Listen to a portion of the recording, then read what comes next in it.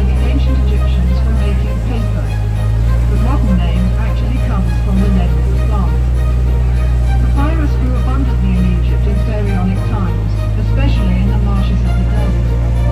But it gradually disappeared after new methods of manufacturing paper were brought to this country. The ancient art of making paper from papyrus was lost until about 30 years ago, when Dr. Hassan Rega started this papyrus plantation and rediscovered the art after Nile Egypt, the northern part of the country, wore the lotus flower as the symbol of Upper Egypt. As well as being prized for its perfume, the lotus symbolized resurrection to the ancient Egyptians. Lord of eternity, I was worshipped throughout the Middle Kingdom. When I am free, but when I was king of Egypt, there was peaceful, prosperous, and love.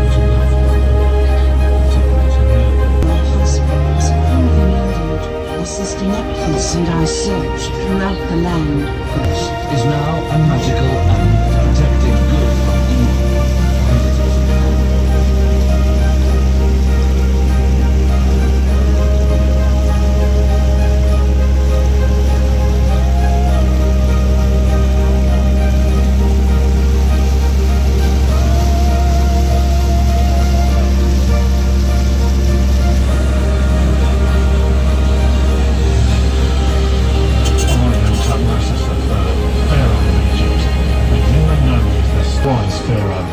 But when I reached manhood, Hatshepsut stole my throne and made herself pharaoh. Eventually, he became a prophet who led his own people, the Hebrews, out of Egypt.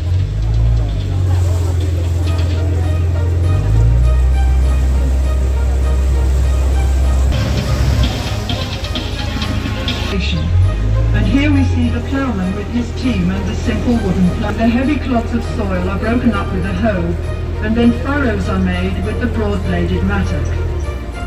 The sower scatters the seed from a small bag or basket, and sheep follow the sower to peat. Beside the houses in the background are pigeons for food, and they were used for carrying messages, which works like a balance, with a bucket at one end of the long pole and a heavy stone as a counterweight. Shadoops are still... When the grain is harvested, the sheaves are carried to the threshing floor in a net bag hung on a long pole. When a thick layer of grain is up into the air, so that the lighter chaff or husk will blow away on the wind. The grain is then taken to be stored in the silos. The scribe makes a careful record of all the grain which is being stored. This was important for taxation purposes, as there was no money in Egypt in Pharaonic times.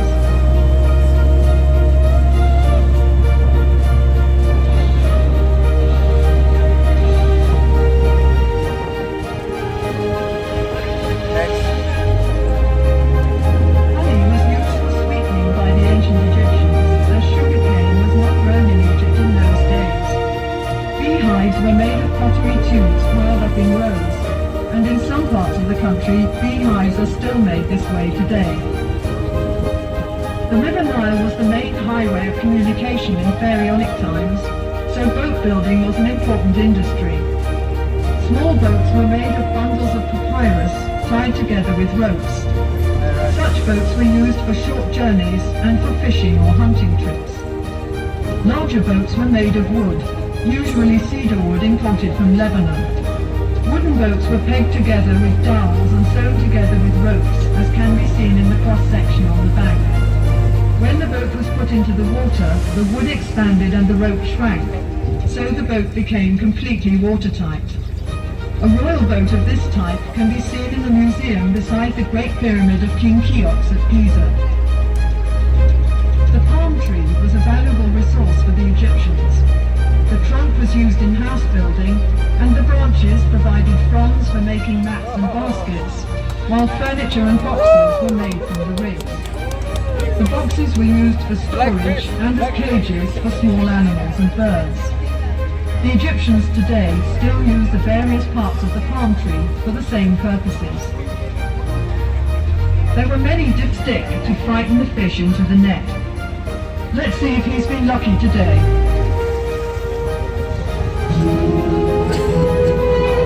ancient Egyptians were the first people, the ancient Egyptians, while they were playing stick fighting, archery, and wrestling.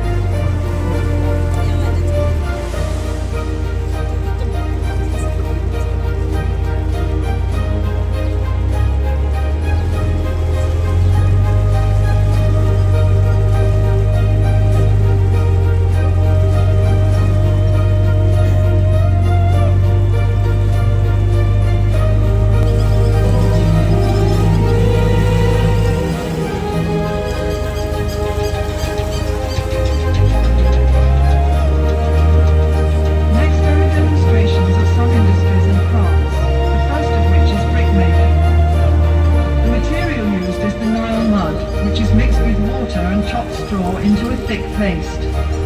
This paste is put into a wooden mould and the bricks are then simply left to dry in the sun. As there is little heavy rain in Egypt, these mud bricks can last for centuries. The houses of the ancient Egyptians had insulation against heat, wind and rain.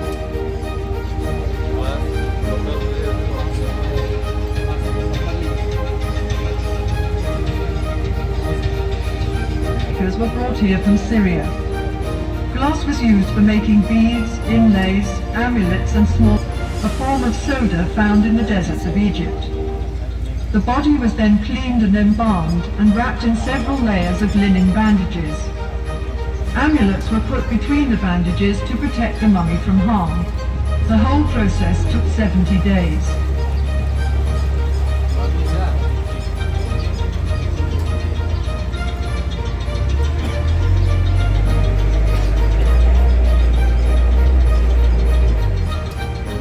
Pottery making is one of the oldest crafts in Egypt, dating back to about 6000 BC.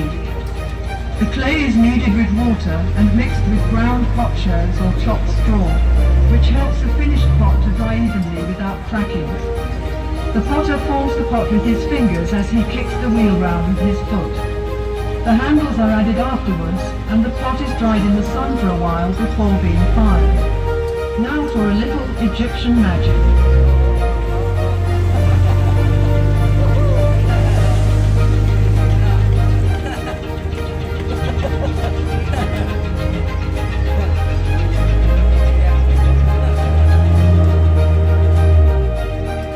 Shows the different stages in decorating a stone wall. First of all, the surface is levelled, then smoothed and polished with a piece of hard stone. Grid lines are marked in red on the prepared surface to ensure accurate enlargements of the original drawings. The artist copies the outline onto the wall, working from the sketch made by the chief artist on a small slab of stone. The wedges are soaked with water, and as the wood expands, the block breaks away. After the stone has been smoothed and polished, the profile of the work is outlined on one side, and then the sculptor carves out the figure, rounding it off first on the front and then on the back.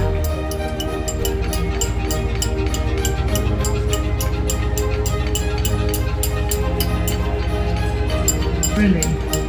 Alabaster vases were used as lamps and for storing perfumes and precious oils. The tools of the carpenter and joiner were made of copper, wood and bronze. On the left, a man is sawing a log of wood into planks. Other tools used were a hammer, chisel, an adze and a bow drill for boring holes. The army was well equipped at all times. Weapons included bows and arrows, swords, battle axes and spears, as well as shields and throw sticks. Perfumes were very popular in ancient Egypt and consisted chiefly of fragrant oils and fats. The juices extracted plant was used by the Egyptians for clothing and many other purposes. Bundles of flax stalks are pulled through a large wooden comb to remove the tops and leaves. The stalks are soaked in the monopoly. The lowest part of the stem is the best part for paper making, and the piece of paper is ready for use.